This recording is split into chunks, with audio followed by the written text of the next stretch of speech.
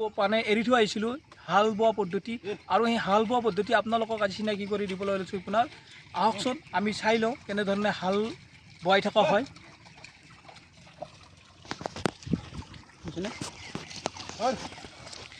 এই আপোনালোকে দেখিছে এনেধৰণে হাল বাই থকা হয়।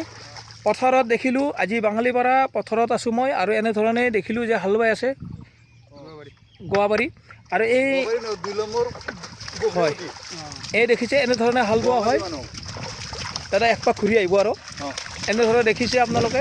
আমি দাদাৰ লগত সাক্ষাৎ হৈ ল'ম, আগত চাই লওঁ কেনেধৰণে হাল বাই থকা হয় পথাৰত।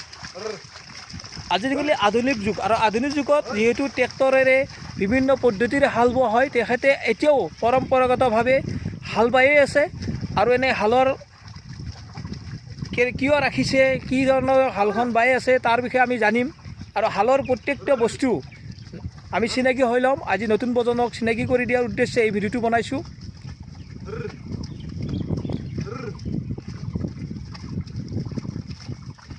গাঁৱৰ নাম 2 নম্বৰ বগৰীগুটি।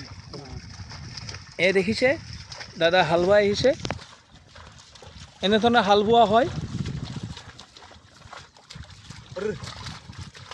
অঁ দাদা অলপ ৰখি দিব, অলপ সাক্ষাৎ হৈ ল'ম আপোনাৰ লগত, অলপ আগুৱাই আহিব দাদা। দাদা আপোনাৰ প্ৰথমে পৰিচয়টো দিয়ক, আপোনাৰ নাম? মোৰ নাম অমৰ নম শৰ্মা। অমৰ নম শৰ্মা। আপোনাৰ এই ঠাইখিনিৰ নাম? 2 নম্বৰ বগৰীগুটি। বগৰীগুটি। আপুনি যে এই হালখন ইমান দিনে ধৰি ৰাখিছে তাৰ কাৰণে আপোনাক অশেষ ধন্যবাদ।